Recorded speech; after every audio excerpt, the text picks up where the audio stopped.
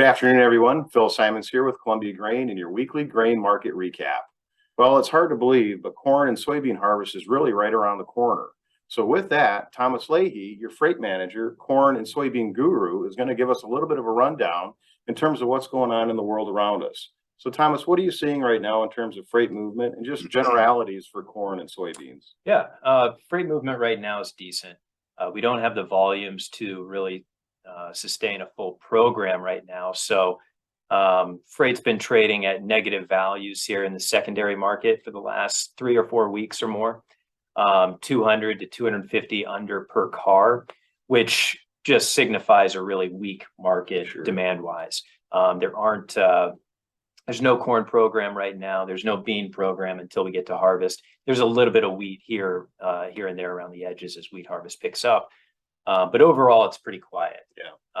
But as we look out to late September, early October, the gut slot of bean harvest, we see values pick up to $1,800 to $2,200 a car, which is 50 to 60 cents a bushel on top of what the railroad's going to charge you, which the tariff rate on rail out of, let's say, North Dakota to the PNW this year is up some 20% or more, depending on your station, over last year's price. So you have the additional tariff cost, and you have the additional secondary market cost, that $2,000 a car, that we didn't really see last year, that we are seeing this year, mostly because the market is really anxious, really nervous about rail performance here going into this fall. And that's before any weather potential happenings to boot, right? Yes, weather can obviously impact things. Usually we see weather impact secondary car costs in January, February, March.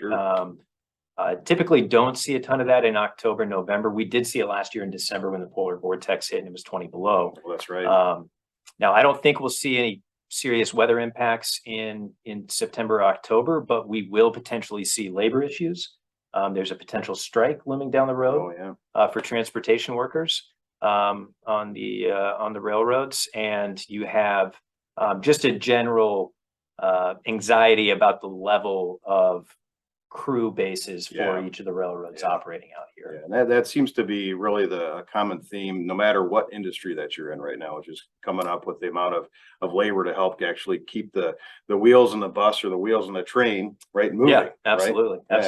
And for us in harvest, for our industry at harvest, turning trains as quickly as possible is crucial, not only for the export program and to make sure that boats are loaded on time, but to make sure that you stay fluid at the elevator and are able to keep producers fluid as well on the farm. So absolutely. That's a great, fantastic rundown, Thomas. We really do appreciate that. Like you say, I mean, the whole, as everything comes together with as wheels in the cog, freight is just as a major component of grain movement and grain pricing. So don't forget to get a hold of your local Columbia Grain merchandiser. Give us a call to go over all the contracting options that we have available to you.